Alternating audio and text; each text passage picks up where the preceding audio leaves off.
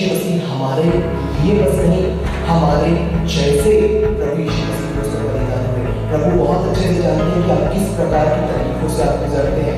तो प्रभु ने उसकी स्थिति को देखा, प्रभु ने बोला मत रो। प्रभु ने उसकी डेड बॉडी को प्रभु ने छुआ और वो जीवित हो गया। कोई आज्ञा प्रभु ने नहीं, कोई कमांडमेंट नहीं, अनुग्रह से प्रभु ने जीवित किया और प्रभु यीशु मसीह चले गए। ये हमारे अनुग्रह से भरे हुए प्रभु यीशु मसीह है। और जब आप इस यीशु के बारे में सुनते हैं, आपके जीवन में विश्वास उत्पन्न होता है। Praise the Lord. सबसे पहले हम परमेश्वर पिता को धन्यवाद देते हैं आज की इस गैदरिंग के लिए कि आज मैं और आप हम सब इस ग्रेस रिवोल्यूशन की मीटिंग में मैं और आप हम जुड़ सके, मैं और आप हम इकट्ठे हो सके। हम परमेश्वर पिता को धन्यवाद देते हैं इस सुंदर से नए स्क्रीन के लिए, जिसे परमेश्वर पिता ने हमको प्रोवाइड किया कि इसमें बाइबल के वर्सेस को आप डिस्प्ले कर सकते हैं। कुछ समय पहले आप देखते थे यहाँ पे टीवी लगा करता था, अब परमेश्वर पिता ने ये नई चीज़ हमको प्रोवाइड की है जो कि प्रभु की महिमा में उपयोग होगी। आज मैं और आप हम यहाँ पे इकट्ठे हुए हैं यीशु मसीह के नाम से, और प्रभु यीशु मसीह ने बोला जहाँ कहीं मेरे नाम से 2 या 4 इकट्ठे होते हैं वहाँ मैं उनके बीच में हूँ। जब आप देखेंगे राजा नबूकदनेस्सर जब सदरक, मेशक और अबेदनगो को जब वो आग के भट्ठे में डाला, बाइबल आपको बताती है कि आग के भट्ठे को 7 गुना भड़काया गया था और उनके हाथ बंधे हुए थे, हाथ और पैर बंधे हुए थे। कुछ देर के बाद राजा नबूकदनेस्सर देखता है कि उस आग के भट्ठे के बीच में एक चौथा प्राणी दिखाई दे रहा है और इनके जो बंधन थे ये खुले हुए हैं, और वो चौथा प्राणी मनुष्य के पुत्र का सा दिखाई दे रहा था। आज आप भले ही अपने जीवन में नाना प्रकार के बंधन से आप बंधे हुए हैं, चाहे वो चिंता है, परेशानी है, शारीरिक तकलीफें हैं, किसी प्रकार की भी परेशानी आपके जीवन में है। जब आज इस प्रेजेंट आज जब हम गैदर हुए हैं और यीशु की जब उपस्थिति है, आज आपके बंधन यीशु मसीह के नाम से खुलने वाले हैं। क्या आप सब आज के अनुग्रह के वचन के लिए तैयार हैं? आप सब पद को इसमें देखते जाइएगा और अपनी बाइबल को भी आपको देगा।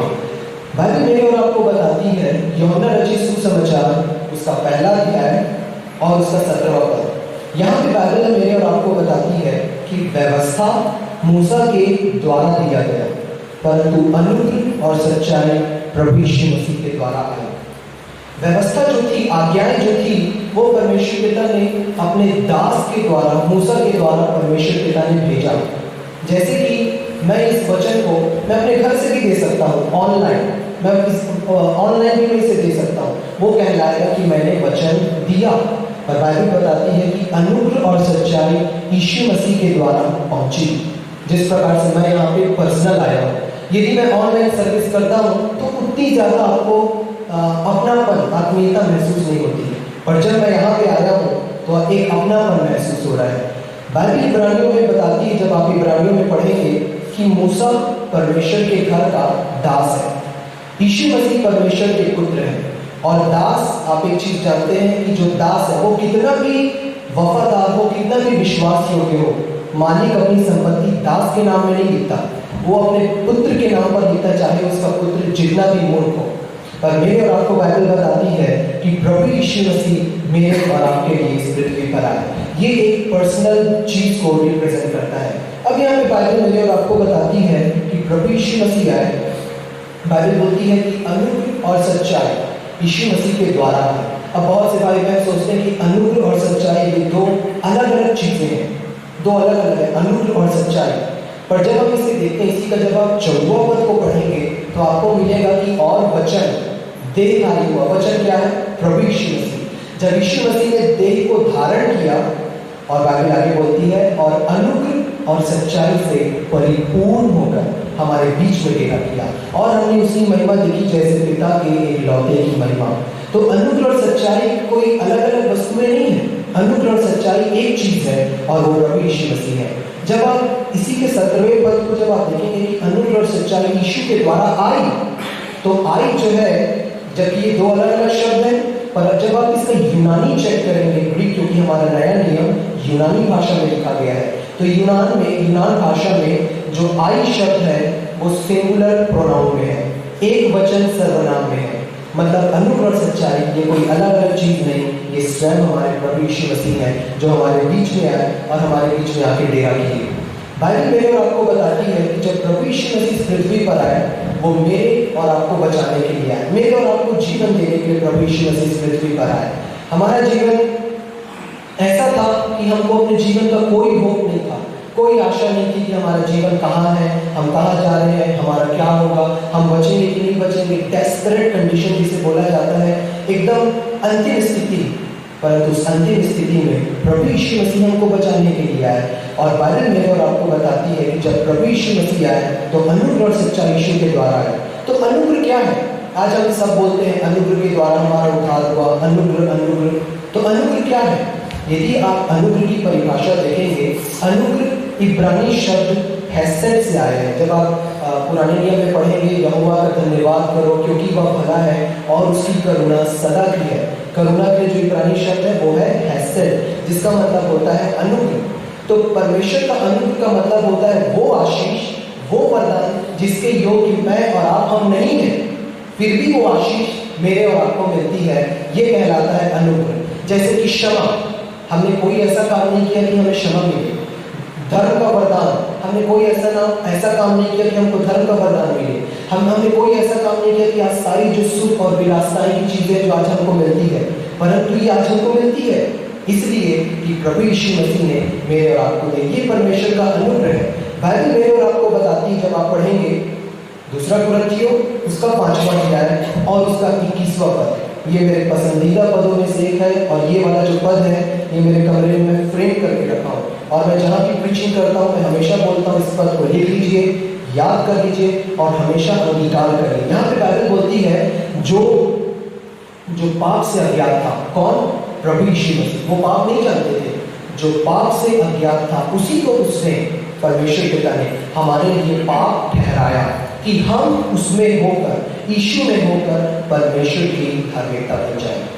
मतलब ये है कि आज मैं और आप हम पापी नहीं है, मैं और आप हम धर्मी हैं।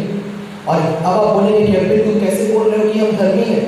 मेरे जीवन में तो अभी भी बहुत सी गलतियां हैं, अभी भी मेरे जीवन में गलत सोच विचार आते हैं, अभी भी मेरे जीवन में कई बार मैं क्रोधित हो जाता हूँ, कई बार मैं गलत अपशब्द बोल जाता हूँ, मैं बहुत सी गलतियां होती हैं। और तुम मेरे को बोल रहे हो कि मैं अपने आप को धर्मी बोलूँ? तो देखिए बाइबल क्या बोलती है कि हम धर्मी अपने कार्यों के द्वारा, अपने सोच विचार के द्वारा, अपने चाल चलन के द्वारा नहीं है, हम यीशु के द्वारा धर्मी ठहराए गए। जैसे बाइबल मेरे और आपको बताती है, पहला पत्रस उसका 2वां अध्याय और उसके 24वें पद को जब आप पढ़ेंगे, वहां पे लिखा हुआ है, प्रभु यीशु मसीह आप हमारे पापों को अपनी देह पर लिए हुए क्रूस पे चढ़ गए कि हम पापों के लिए मरकर धार्मिकता के जीवन को व्यतीत करें। बाइबल मेरे और आपको बताती है कि प्रभु यीशु मसीह वो कोई पाप नहीं जानते थे, उन्होंने कोई पाप नहीं किया, और यीशु मसीह में कोई पाप नहीं था। सिर से लेकर के पैर तक वो निर्दोष थे, बिना पाप के थे। पर बाइबल बताती है कि क्रूस में यीशु मसीह पापी ठहराए गए। आज आप बोलते हैं कि परमेश्वर का अनुग्रह ऐसा है कि आज हर एक वस्तुएं हमको क्यों फ्री में मिल जाती है? क्योंकि यीशु ने उसका दाम चुकाया। आज वो सारी वस्तुएं हमको इसलिए मिलती है जिसके हम योग्य नहीं है, क्योंकि क्रूस पर किसी और ने वो सारी चीजें दे दी जिसके योग्य वो नहीं था। प्रभु यीशु मसीह योग्य नहीं थे कि उनको दंड मिले, उनको परमेश्वर का क्रोध मिले, परमेश्वर का न्याय उनके ऊपर पड़े। प्रभु यीशु मसीह योग्य नहीं थे कि उनको कोड़े मारे जाए, उनके चेहरे पर थूका जाए। ये हमारी तकलीफ थी, हमारी बीमारी थी, हमारा दर्द था, हमारा क्रोध, जो परमेश्वर पिता का क्रोध हमारे ऊपर था, इसको प्रभु ने अपने ऊपर किया। तो प्रभु, उन्होंने कोई पाप नहीं किया, वो पापी ठहराए गए। उसी प्रकार यीशु के क्रूस पर के पूरे कार्यों के द्वारा मैं और आप हम धर्मी ठहराए गए। इसलिए बाइबल बोलती है कि परमेश्वर ने हमको धर्मी ठहराया है। तो अब आप पापी नहीं है, इस चीज को आप जानिए। यदि आप बोलते हो कि अभी मैं घर जाऊंगा और मेरे जीवन में फिर से गलत विचार आएगा तो मैं क्या फिर से पापी हूं? नहीं, आप अपने सोच विचार के द्वारा, अपने जीवन के द्वारा आप धर्मी नहीं ठहरे, आप यीशु के लहू के द्वारा आप धर्मी ठहराए गए हो। तो जब आपके जीवन में ऐसे विचार आते हैं कि जब शैतान आपके मन में आकर के बोलता है कि देखो तुम्हारे मन में गलत विचार आए हैं, आप परमेश्वर तुमको दंड देंगे, उस वक्त शैतान को पॉइंट करो क्रूस के ऊपर कि शैतान, मैं अपने सोच के द्वारा नहीं, यीशु के क्रूस पर के कार्यों के द्वारा धर्मी ठहराया गया हूँ। पहले जाकर के यीशु से मिल, फिर मेरे पास आना, और उसी वक्त अंगीकार करिए कि मैं परमेश्वर की धार्मिकता हूँ मसीह यीशु में। मैं परमेश्वर की धार्मिकता हूँ मसीह यीशु में। प्रिय भाइयों बहनों, मैं और आप हम कितने प्रिविलेज हैं, हम कितने धन्य लोग हैं। जरा इस चीज को सोचेंगे। अभी जो सुसमाचार का पाठ पढ़ा गया, जो कि मेरे पसंदीदा बाइबल का एरिया है, वो प्रभु की कोठरी, प्रभु यीशु मसीह की शिक्षा, जहाँ पे यीशु मसीह ने चर्च की सच्चाई को प्रभु यीशु मसीह ने बताया। और यूहन्ना 14 में प्रभु यीशु मसीह ने पवित्र आत्मा की प्रॉमिस को प्रभु ने बताया। यूहन्ना 14वां अध्याय और उसके 17वें पद को जब आप पढ़ेंगे तो वहां पे प्रभु यीशु मसीह ने बोला, अर्थात सत्य का आत्मा, अर्थात सत्य का आत्मा जिसे संसार नहीं जानता, क्योंकि संसार उसे नहीं देखता, पर तुम उसे जानते हो क्योंकि वह तुम्हारे साथ रहता है। Present tense. यदि बाइबल, यदि प्रभु यीशु मसीह बोलते कि वो तुम्हारे साथ रहता था, भूतकाल, या प्रभु बोलते कि वो तुम्हारे साथ रहेगा, वर्तमान काल, प्रभु ने बोला वह तुम्हारे साथ रहता है। Present tense. मतलब अभी आप बैठे हुए हैं, पवित्र आत्मा आपके साथ है। ये कितना ब्लेस्ड मैं और आप, कितने प्रिविलेज और खुशी की बात है मेरे और आपके लिए। मैं आपको इस चीज को बताता हूँ कि क्यों प्रिविलेज और खुशी की बात है। जब आप पुराने नियम को पढ़ेंगे तो आपको मिलेगा कि पुराने नियम के जितने विश्वास के हीरो थे, इब्रानियों 11 को आप पढ़ेंगे तो आपको मिलेगा मूसा, अब्राहम, एलिया, एलीशा, सैमसन, यहोशू, ये जितने हीरो थे विश्वास के, उनके ऊपर पवित्र आत्मा कुछ समय के लिए आते थे, जिसको बोला जाता है होली स्पिरिट अपॉन। कुछ समय के लिए विशेष कार्य के लिए पवित्र आत्मा आते थे और पवित्र आत्मा चले जाते थे। जैसे आप पढ़ेंगे, और परमेश्वर का आत्मा बलपूर्वक सैमसन के ऊपर उतरा और उसने इतने परिश्रमियों को मार दिया, फिर पवित्र आत्मा चले जाते थे। पर प्रभु यीशु मसीह ने बोला कि परमेश्वर का आत्मा तुम्हारे साथ रहता है और वह तुम में होगा, पवित्र आत्मा हम में होंगे, और ये जो पद है वह तुम्हारे साथ रहता है। जब आप इसका यूनानी में चेक करेंगे, ग्रीक को आप देखेंगे तो ग्रीक में आपको ये मिलेगा कि ये पॉजेसिव प्रोनाउन में है। पॉजेसिव प्रोनाउन का मतलब होता है अधिकार वाला सर्वनाम, अधिकार वाला सर्वनाम। और पॉजेसिव प्रोनाउन की जब आप परिभाषा देखेंगे इंग्लिश में, उसका मतलब होता है absolute and strong possessive pronoun. वो सर्वनाम, वो अधिकार वाला सर्वनाम जो कभी नहीं तोड़ा जा सकता। मतलब जो प्रभु यीशु मसीह पवित्र आत्मा का वायदा किए वो ये था कि आप और पवित्र आत्मा कभी अलग नहीं हो सकते। अब थोड़े देरी के लिए आप मेरे साथ कॉमन सेंस लगाइए। कॉमन सेंस लगाने का मतलब है कि आप मेरे साथ एक पल के लिए सोचिए कि यदि मेरे और आपके जीवन में एक गुण भी पाप रहता, अधर्म के काम रहते, बुराइयां रहती, तो क्या पवित्र आत्मा हमारे अंदर वास कर पाते? कभी नहीं। परंतु जब यीशु ने बोला कि सत्य का आत्मा तुम्हारे साथ रहता है और वह तुम में होगा, इसका ये मतलब है कि यीशु का लहू हमको इतना ज्यादा, बर्फ से भी ज्यादा श्वेत और पवित्र और साफ कर दिया कि आज परमेश्वर का आत्मा मेरे और आपके अंदर में है। कितनी प्रिविलेज और खुशी और धन्य लोग हैं मैं और आप। और इसी जनरेशन को देखने के लिए मूसा, एलिया, अब्राहम, वो आप सबको देखने के लिए वो तरसते थे कि आप वे लोग हैं जिनमें परमेश्वर का आत्मा वास करता है। फिर भी आज बहुत से लोग हैं जो परमेश्वर के वचन से हट कर यही सोचते हैं कि मैं पापी हूँ, मैं गंदा हूँ, और आंख बंद करके पाप अंगीकार करना, ये करना, वो करना, ऐसा करना। यदि आप सोचिए कि यीशु का लहू यदि मेरे और आपको साफ नहीं कर सकता, तो कभी पवित्र आत्मा का वायदा प्रभु नहीं करते। जब आप पढ़ेंगे इफिसियों उसका पहला अध्याय और उसका 7वां पद, इसे मैं पहले भी शेयर कर चुका हूँ। यहाँ पे बाइबल बोलती है कि हमें उसमें, यीशु में, उसके लहू के द्वारा हमारे लिए बकरी या बैल का लहू नहीं बहाया गया, यीशु का बहुमूल्य लहू बहाया गया। हमें उसने उसके लहू के द्वारा छुटकारा, अर्थात अपराधों की क्षमा, जो हमारे जितने अपराध हैं उसके अनुग्रह के धन के अनुसार मिला है। और परमेश्वर के अनुग्रह के धन को कोई भी नहीं गिन सकता। अभी आप ध्यान दीजिए, ये सबसे पहले आपने देखा कि यीशु का लहू हमको साफ कर दिया। अब इसी का जब आप 13 और 14 पद को देखेंगे तो यहाँ पे बाइबल बोलती है, और जो सत्य का वचन जो तुम्हारे उद्धार का सुसमाचार है, सत्य का वचन जो तुम्हारे उद्धार का सुसमाचार है, जिस पर तुमने विश्वास किया। बाइबल ये नहीं बोलती कि तुमने अपने जीवन को सुधारा, अपने कर्मों को सुधारा, अपने सोच विचार को सुधारा। बाइबल बोलती जिस पर तुमने विश्वास किया, प्रतिज्ञा किए हुए, वो प्रतिज्ञा जो प्रभु ने यूहन्ना 14 में की थी, पवित्र प्रतिज्ञा किए हुए पवित्र आत्मा की छाप लगी।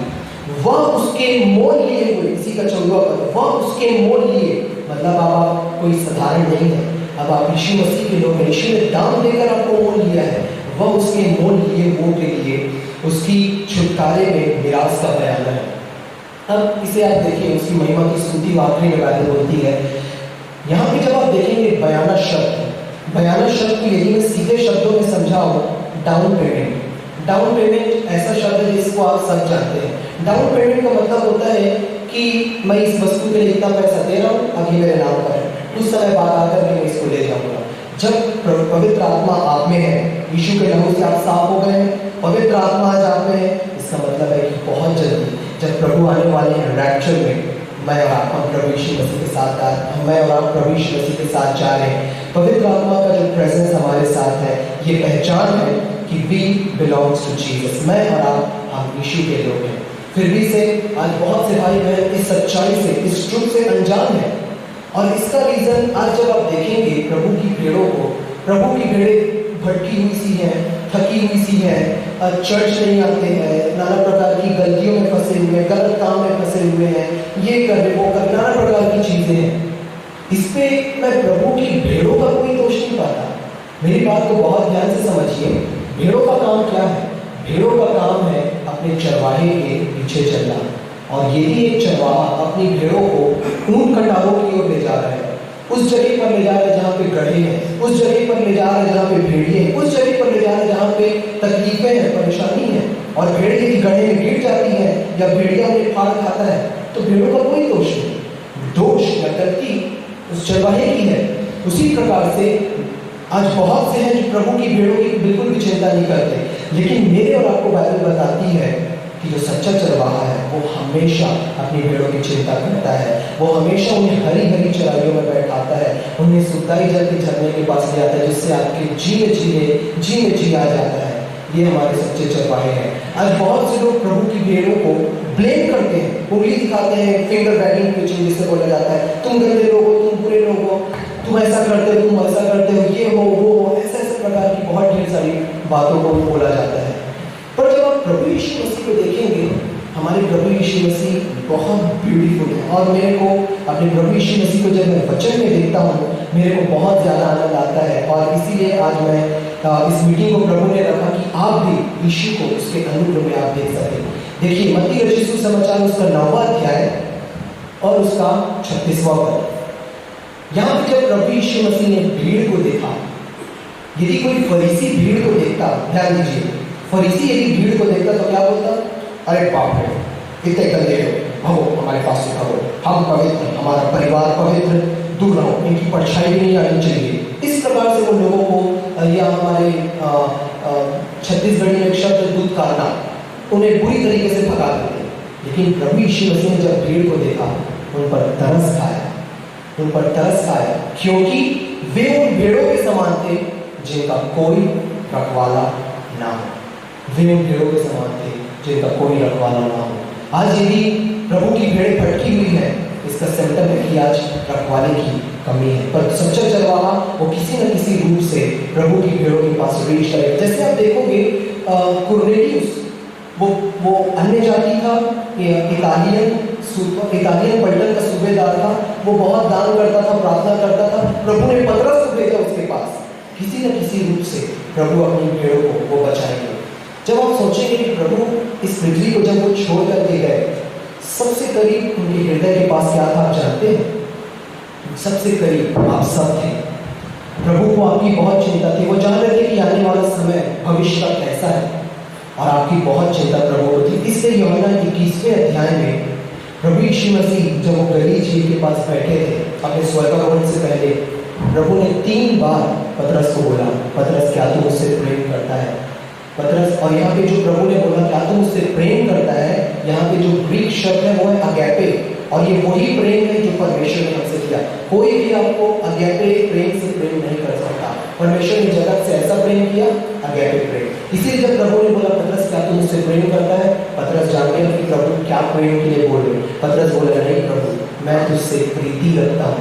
वो प्रेम नहीं, क्योंकि वो प्रेम सिर्फ परमेश्वर रख सकते हैं। प्रभु ने बोला मेरी भेड़ों को चरा, मेरे मेमनों को चरा, मेरी भेड़ों को चरा। 3 बार प्रभु ने बोला। और प्रभु जब गए तो आपको अकेला नहीं छोड़े, प्रभु ने अपनी पवित्र आत्मा को आपको दिया जो हमेशा आपके साथ है। तो प्रभु यीशु मसीह ने पतरस को बोला, मेरी भेड़ों को चरा। प्रभु ने ये नहीं बोला कि मेरी भेड़ों को डरा, उन्हें मार, उन्हें चिंता में डाल, उन्हें घबरा, मेरी भेड़ों को चरा, फीड माय शीप्स। आज भेड़ों को चराने नहीं मिल पा रही, इसीलिए आज प्रभु की भेड़ें भटकी हुई है। आप इस चीज को ध्यान से समझिए कि आज चर्चेस में जो पुलपिट है इसका सही उपयोग नहीं किया जाता है। इस चीज को बहुत ध्यान से समझिए। मैं हर एक बातें परमेश्वर के वचन से बोल रहा हूँ। आज पुलपिट को सदोम अमोरा के जैसे इस्तेमाल किया जा रहा है, जहां से सिर्फ आग और गंधक को प्रचार किया जाता है। हमेशा परमेश्वर के क्रोध को, परमेश्वर के दंड को, परमेश्वर के रोष को, हमेशा इन बातों को प्रचार किया जाता है। इवन आप देखेंगे कि यदि किसी व्यक्ति का किसी दूसरे व्यक्ति के साथ अनबन हो जाता है, कुछ विवाद हो जाता है, और यदि उसको वचन प्रचार का अवसर मिले तो वो पूरा वचन उस एक व्यक्ति के लिए रहता है, और उस एक व्यक्ति को टारगेट करते हुए पूरा वचन प्रचार किया जाता है कि गंदे लोग हो, विवाद करते हो, मत वाले लोग ये करते हो, वो करते हो। सीधे शब्दों में कि अपने शब्दों के द्वारा एक व्यक्ति के कारण पूरी समाज को झापड़ मारा जाता है। प्रभु ने नहीं बोला कि मेरी भेड़ों को डरा, मेरी भेड़ों को चरा। आज चर्च को फीडिंग की जरूरत है, अनुग्रह के सुसमाचार की जरूरत है। और प्रभु यीशु मसीह ने बोला कि अच्छा चरवाहा मैं, अच्छा चरवाहा अपनी भेड़ों के लिए अपने प्राण को देता है। ये जो पुलपिट है ये परमेश्वर के अनुग्रह और प्रेम को प्रचार करने का स्थान है। इस पुलपिट से यदि परमेश्वर के अनुग्रह और प्रेम का प्रचार किया जाएगा तो चर्च अपने आप प्रभु यीशु मसीह के पास आएगी। युद्ध को स्पेशली जब आप देखेंगे तो युद्ध को बहुत ब्लेम किया जाता है कि जवान शराब पीते हैं, ये करते हैं, वो करते हैं। मैं ऐसा नहीं मानता कि जवान भटके हुए से है और गलत काम कर रहे हैं इसलिए कि उनके जीवन में गलतियां हैं। गलतियां सबके जीवन में, पर जवान जो मैंने परमेश्वर के वचन में पाया वो ये है कि जवान सच्चे प्रेम की खोज में है। रियल लव, संसारिक प्रेम की बात नहीं कर रहा, सच्चा प्रेम जिससे यीशु मसीह दे सकते हैं। जब आप पढ़ेंगे यूहन्ना रचित सुसमाचार उसका 4वां अध्याय, जब आप 4वां अध्याय को देखेंगे तो वहां पे आपको मिलेगा कि प्रभु यीशु मसीह यहूदिया से गलील को जा रहे थे, और जब वो यहूदिया से गलील को जा रहे थे तो वो सामरिया वहां पे बीच में मार्ग में रास्ते में पड़ता था। तो सामरिया का जो लोकेशन है याकूब का कुआं, एक तरफ है गेरजीम पर्वत, एक तरफ है इबार पर्वत, बीच में है याकूब का कुआं। तो जो यहूदी लोग थे उनका सामरियों से कोई संबंध नहीं था, तो वो गेरजीम पर्वत के पीछे से घूम करके वो जाते थे। परंतु एक बाइबल की एक एक चीजों का एक विशेष महत्व होता है। बाइबल बोलती है कि यीशु को सामरिया से होकर जाना अवश्य था। He must needs to go through Samaria। क्यों यीशु को अवश्य था? क्योंकि यीशु को पता था एक खोई हुई भेड़ वहां पे मेरा इंतजार कर रही है। उस समय में कल्चर था, ट्रेडिशन था कि जो स्त्रियां पानी भरती थी वो सुबह पानी भरती थी, परंतु ये जो सामने स्त्री थी ये 6 घंटे के लगभग, जो कि दिन का 12 बजे के आसपास है, 12 बजे दोपहर में ये पानी भरने के लिए। क्यों? क्योंकि ये जो स्त्री थी ये 5 पति कर चुकी थी और जिसके साथ थी वो उसका पति नहीं था। सीधे शब्दों में ये व्यभिचार में अपना जीवन व्यतीत कर रही थी। तो लोगों की हंसी से बचने के लिए, लोगों की खिल्ली से बचने के लिए ये दोपहर में पानी भरने के लिए आए, लोगों के शर्म से बचने के लिए। जब प्रभु यीशु मसीह वहां पे आए, वो स्त्री व्यभिचार में जीवन जी थी, उसके जीवन में गलतियां थी, पाप थी, बुराइयां थी, अधर्म के काम थे, सारी गलतियां थी उसके जीवन में। जब प्रभु यीशु मसीह वहां पे आए, प्रभु ने बोला मुझे पानी पिला। वो यीशु के वस्त्र को देख करके जान गई कि ये यहूदी है। उसने बोला कि तू एक यहूदी होकर मुझ सामरी स्त्री से पानी मांगता है। प्रभु यीशु मसीह ने बोला, जब उस स्त्री ने ऐसा बोला, यदि तू परमेश्वर के वरदान को जानती और उसे जो तुझसे कहता है कि मुझे पानी पिला, तो तू उससे मांगती और वह तुझे जीवन का जल देता। उस स्त्री ने बोला कि प्रभु तेरे पास न तो जल भरने के लिए कुछ चीज है, ना ये कुआं भी बहुत गहरा है। प्रभु ने बोला जो कोई इस कुएं का पानी पिएगा वो फिर प्यासा होगा, पर जो जल मैं उसे दूंगा वो फिर प्यासा ना होगा। पूरे चीज को आप पढ़िए, एक भी जगह आपको नहीं मिलेगा जहाँ पे प्रभु ने उसे डांटा हो, प्रभु ने उसके ऊपर गलत शब्द का प्रयोग किया हो, या प्रभु ने उसे फटकारा हो। सिर्फ अनुग्रह और सिर्फ अनुग्रह की बातों को प्रभु यीशु मसीह उसके ऊपर बोला। उसके जीवन में पूरी गलतियां थी, पूरी अनुग्रह की बातों को जब प्रभु ने बोला, अंत में वो स्त्री बोलती है कि मसीह जो क्रिस्ट कहलाता है वो आने वाला है, और जब वो आएगा तो हमें सारी बातें सिखा देगा। प्रभु यीशु मसीह ने बोला, मैं जो तुझसे बोल रहा हूँ वही हूँ। अब ध्यान दीजिए, प्रभु यीशु मसीह हमेशा इस बात को छिपाते थे कि मैं ही मसीहा हूँ। कैसरिया फिलिप्पी में जब पतरस ने बोला कि तू जीवित परमेश्वर का पुत्र मसीह है, प्रभु ने बोला ये बात किसी से ना कहना। इस स्त्री को कितनी ब्लेस्ड थी ये स्त्री, सोचिए, जिसके जीवन में गलतियां थी, कितनी धन्य थी ये स्त्री जिसको प्रभु ने रिवील किया, प्रकट किया कि वो मसीहा जो आने वाला है वो मैं हूँ। और जब ग्रीक में आप देखेंगे तो जो स्टेटमेंट यीशु ने दिया, ये वही स्टेटमेंट है जो जलती हुई झाड़ी में परमेश्वर ने मूसा को दिया था, मैं जो बोल रहा हूँ, मैं जो हूँ सो हूँ। तो प्रभु यीशु मसीह ने उसे प्रकट किया। आज आपके जीवन में गलतियां हैं, बुराइयां हैं, अधर्म के काम हैं, ठीक है, प्रभु ने क्या बोला उसे भी तो ध्यान दीजिए। मत्ती उसका 9 अध्याय उसका 12 और 13, प्रभु यीशु मसीह ने बोला वैद्य बीमारों के लिए होता है, डॉक्टर इज नॉट अ सिक। जब आपके जीवन में बीमारी नहीं है तो आप डॉक्टर के पास क्यों जाओगे? मैं धर्मियों को नहीं परंतु मैं पापियों को बुलाने और उनका उद्धार करने के लिए आया हूँ।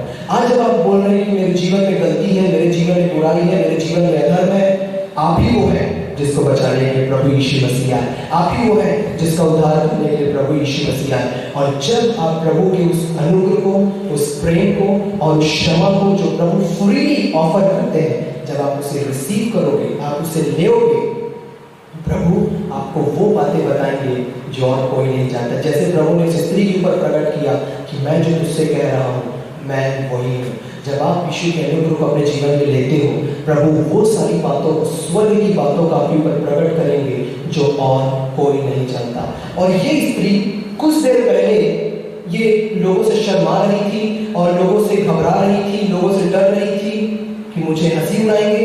जब वो यीशु के अनुग्रह को पाई, ये सामरिया में गई और सामरिया में जाकर के प्रचार करेगी, आओ देखो मुझे वो मनुष्य मिलेगा जिसने मेरे जीवन में मैंने जो भी काम किया सारी चीजें मुझे बता दी। और ये स्त्री के प्रचार से सामरिया ने विश्वास किया। ये कहां वह विचार में जीवन जी रही थी, उस अनुग्रह को पाने के बाद एक प्रचारक बन गई। आज यदि पुलपिट से परमेश्वर के अनुग्रह और परमेश्वर का प्रेम प्रचार किया जाए तो ये जो यंग जनरेशन है, जो भटके हुए लोग हैं जिन्हें बोला जाता है, ये खड़े होंगे और अनुग्रह का सुसमाचार प्रचार करेंगे। और प्रभु यीशु मसीह जब सामरिया में गए, वे लोग बोले कि अब हम इस स्त्री के कहने बस से नहीं, हमने देखा है और अब हम जानते हैं कि यही सचमुच में उद्धार करता है। कैसे एक अनुग्रह के द्वारा, सिर्फ अनुग्रह, कोई व्यवस्था प्रभु ने नहीं दी, कोई आज्ञा प्रभु ने नहीं दी, प्रभु ने कुछ भी नहीं बोला कि जाकर के ऐसा कर, इतना धन्यवादी चढ़ा, ये कर वो कर, सिर्फ अनुग्रह। अनुग्रह चीज ही ऐसी है, यीशु ने दाम चुकाया, आज मेरे और आपको वो हर एक वस्तु में मिलती है। ये परमेश्वर का, और ये परमेश्वर का जीवित वचन है, परमेश्वर का जीवित वचन ये सारी बातें मेरे और आपके सामने रखता है। जब आप देखेंगे परमेश्वर के अनुग्रह को ही, यीशु मसीह हमेशा अनुग्रह से भरे हुए। आप पूरी बाइबल में, नया नियम में आप एक भी जगह मुझे बताइए कि किसी भी पापी को, किसी भी चुंगी लेने वाले को, किसी भी वेश्या को, किसी भी गंदे लोग को यदि प्रभु ने डांटा हो, प्रभु ने फटकारा हो, प्रभु ने गलत शब्द बोला हो, किसी को भी आपको एक भी जगह सुसमाचार में नहीं मिलेगा। प्रभु डांटते थे पर वो फरीसियों को डांटते थे जो कि ढोंग करते थे। ढोंग का मतलब होता है pretend to be what you are not, तुम वो दिखाने की कोशिश कर रहे हो जो तुम हो ही नहीं। परंतु जो पापी लोग थे उनको यीशु के साथ भोजन करते थे, उनको प्रेम करते थे, उनको गले लगाते थे और उन्हीं लोगों को प्रभु यीशु मसीह चंगा करते थे। ये प्रभु यीशु मसीह अनुग्रह से भरे हुए हैं। जब आप देखेंगे यीशु मसीह की नम्रता और दीनता, एक साथ दोनों चीजें, प्रभु यीशु मसीह मलमल भी है और लोहे जैसे स्ट्रॉन्ग भी है। जब प्रभु यीशु मसीह नम्र है तो कोई उन्हें दबा नहीं सकता। जब प्रभु यीशु मसीह को गेत्सेमनी बाग में अरेस्ट करने के लिए आए, नम्रता और दीनता देखिए यीशु की। यीशु आए और सैनिकों से पूछा तुम किसे ढूंढते हो? नम्रता और दीनता, तुम किसे ढूंढते हो? उन्होंने कहा हम यीशु को ढूंढते हैं जो नासरी कहलाता है। प्रभु ने बोला मैं हूं। ये वही परमेश्वर का नाम है जो जलती हुई झाड़ी में परमेश्वर ने बताया था।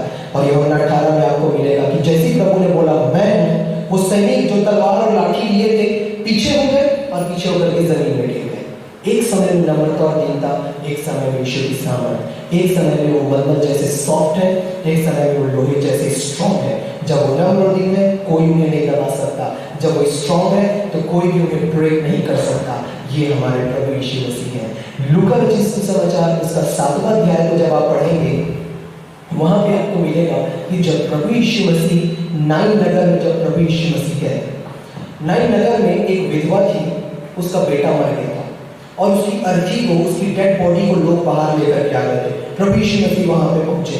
अब यदि कोई फरीसी वहां पे रहता तो फरीसी उस स्त्री को क्या बोलता? फरीसियों की जो ड्रेस रहता था, बड़ा बड़ा चोला, थोड़ी सी मोटी आवाज और थोड़ा सा ढोंग करने वाली, एक्टिंग वाली आवाज में कि स्त्री इधर आओ, देखो कि अभी तुम्हारा पति मर गया और अब तुम्हारा बेटा भी मर गया। इसका मतलब है कि तुमने बहुत बड़ा पाप किया है। अब परमेश्वर का क्रोध तुम्हारे ऊपर पड़ रहा है, परमेश्वर का दर्द तुमको दे रहा है, परमेश्वर तुम्हें मार रहा है, तुम्हारे पीढ़ी पीढ़ी को मारेगा, खराब करेगा तुम्हारे परिवार को। बहुत बड़ा पाप किया है, जाओ रात में बैठो, डाको हो, ये काम हमारे पास धन्यवाद लेकर के आओ, हम परमेश्वर से तुम्हारे लिए क्षमा मांगेंगे। इस प्रकार का उंगली उठाने वाली बातों को फरीसी बोलते हैं। जब यीशु ने देखा उसकी कंडीशन को, प्रभु ने देखा, वो ऑलरेडी टूटी हुई थी, उसका पति पहले ही खत्म हो गया था, उसका बेटा जो उसके जीवन का सहारा था, प्रभु ने उसकी स्थिति को देखा। इब्रानियों में लिखा है कि प्रभु यीशु मसीह हमारे लिए बस नहीं, हमारे जैसे प्रभु यीशु मसीह को उसमें बलिदान हुए। प्रभु बहुत अच्छे से जानते हैं कि आप किस प्रकार की तकलीफों से आप गुजरते हैं। तो प्रभु ने उसकी स्थिति को देखा, प्रभु ने बोला मत रो। प्रभु ने उसकी डेड बॉडी को प्रभु ने छुआ और वो जीवित हो गया। कोई आज्ञा प्रभु ने नहीं दी, कोई कमांडमेंट नहीं, अनुग्रह से प्रभु ने जीवित किया और प्रभु यीशु मसीह चले गए।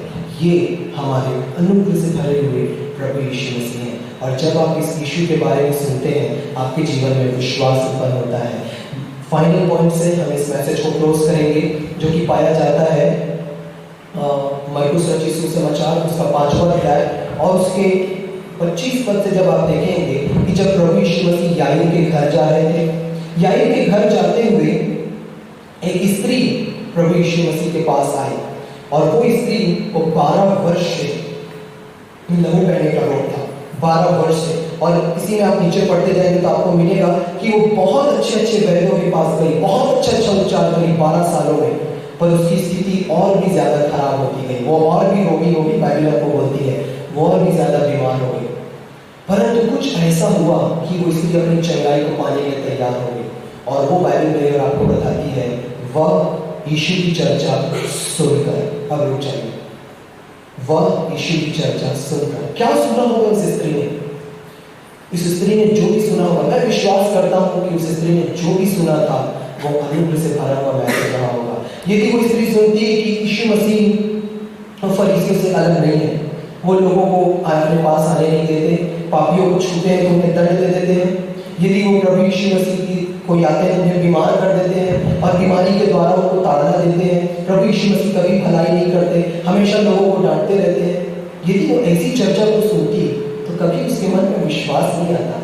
मैं विश्वास करता हूँ कि इस स्त्री ने सुना होगा कि यीशु मसीह जो परमेश्वर का पुत्र है, जो स्वर्ग को छोड़कर इस पृथ्वी पर आए, हमसे प्रेम किए, हमको गले लगाए। प्रभु यीशु मसीह वो है जिसने कोढ़ी को छुआ, तो कोढ़ी का कोढ़ यीशु में नहीं आया, यीशु की चंगाई उस कोढ़ी को शुद्ध कर दी। जिसने अंधों को छुआ, उन्होंने आंखें देखी। और ये सारे लोग पापी लोग थे, इनके जीवन में गलतियां थी। यीशु पापियों के साथ भोजन किए, उन्हें गले लगाए, उनसे प्रेम किए, उनकी बीमारों को चंगे किए, मुर्दों को जीवित किए। जब इस यीशु के बारे में उस स्त्री ने सुना, उसके अंदर विश्वास उत्पन्न हुआ और वो अपने मन में कहती थी कि यदि मैं उसके वस्त्र के आंचल को छू लूंगी तो मैं चंगी हो जाऊंगी। अब विश्वास की परिभाषा क्या है? इब्रानियों 11 विश्वास आशा की हुई वस्तुओं का निश्चय और अनदेखी वस्तुओं का प्रमाण। वो स्त्री अपने आप को चंगा होते हुए नहीं देखी, अनदेखी थी, और उसने अपने मन में जान लिया, उसको प्रमाण मिल गया कि मैं चंगी हो गई हूँ। बाइबल बोलती सो विश्वास सुनने से और सुनना मसीह के वचन से होता है। मसीह का वचन जो है, यहाँ पे ग्रीक शब्द है क्रिस्टोस, जिसका मतलब होता है क्रिस्ट। यदि परमेश्वर का वचन बाइबल बोलती, उसमें मूसा की व्यवस्था भी है जिससे कभी विश्वास उत्पन्न नहीं होगा। जब आप यीशु के प्रचार को सुनेंगे तब आपके जीवन में विश्वास उत्पन्न होगा। और बाइबल मेरे और आपको बताती है कि विश्वास सुनने के द्वारा, और सुनना मसीह जिस प्रकार से विश्वास सुनने के द्वारा आता है, मैं आपको बताना चाहूंगा, डर और भय और घबराहट भी सुनने के द्वारा आता है। जब आपने न्यूज में सुना, अपने मोबाइल फोन में सुना कि कोरोना वायरस के द्वारा इतने लोग मर रहे हैं, इतने लोग संक्रमित हो रहे हैं, जब आपने सुना तो आपके जीवन में डर आया। जब आपने परमेश्वर के प्रचार में गलत प्रचार को सुना, जिसमें परमेश्वर को बहुत गलत तरीके से रिप्रेजेंट किया गया, तो सुनने के द्वारा आपके जीवन में डर आया। जब आप यीशु के बारे में सुनते हैं तो आपके अंदर विश्वास अपने आप उत्पन्न होगा और आप अपनी जो भी चंगाई को पाना चाहते हैं वो आप एफर्टलेसली आप अपने जीवन में पाएंगे, क्योंकि प्रभु चाहते हैं। तीसरा यूहन्ना उसके दूसरे पद में बाइबल बोलती है कि हे प्रियो, मेरी यह इच्छा है कि तुम हमेशा स्वस्थ रहो और उन्नति करो जैसी तुम्हारी आत्मा प्रभु में उन्नति करती है। प्रभु चाहते हैं कि आप स्वस्थ रहें, भले चले रहें और प्रभु की महिमा के लिए आप खड़े हो। फिर से इस मैसेज को क्लोज करने से पहले, अब आप पापी नहीं हैं, और यदि आप पापी हैं, आपके जीवन में एक बूंद भी पाप है, तो पवित्र आत्मा आपके अंदर वास नहीं कर सकते। और जब आपके जीवन से यीशु के लोगों के द्वारा सारे पाप क्षमा हो गए हैं, ये प्रमाण है कि पवित्र आत्मा आपके साथ है, और ये डाउन पेमेंट है कि जब हमारा उद्धारकर्ता हमको लेने जाने वाला है, निश्चित हम अपने प्रभु यीशु मसीह के साथ जा रहे हैं। तो प्रिय भाइयों और बहनों, बाइबल मेरे और आपको बताती है कि प्रभु यीशु मसीह पर विश्वास कर तो तू और तेरा घराना उद्धार पाएगा। यदि आपने अभी तक प्रभु यीशु मसीह पर विश्वास नहीं किया है और अभी तक आपने प्रभु यीशु मसीह को अपने जीवन में अपना प्रभु और अपना उद्धारकर्ता के रूप में ग्रहण नहीं किया है, ये एक अवसर प्रभु ने दिया। बाइबल मेरे और आपको बताती है कि प्रभु यीशु मसीह जब आप कुरनेलियुस की जब आप पाठ को पढ़ेंगे कुरनेलियुस का, तो वहां पे किस समय पर पवित्र आत्मा कुरनेलियुस के ऊपर गिरा?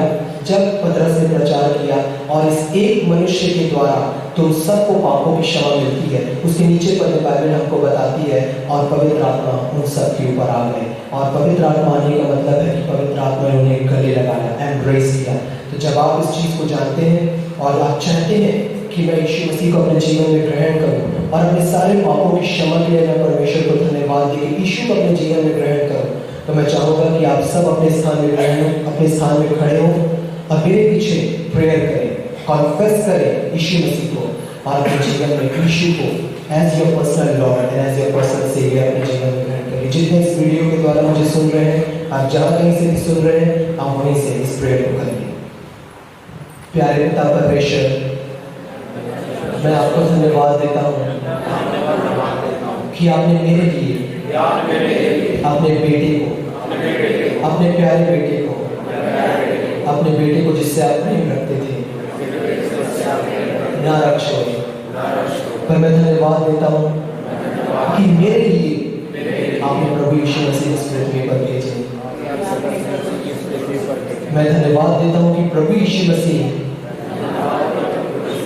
मेरे पापों के लिए तो पकड़वाए गए, पर मेरे धर्मी ठहरने के लिए मृतकों के बंधन में से जी उठे।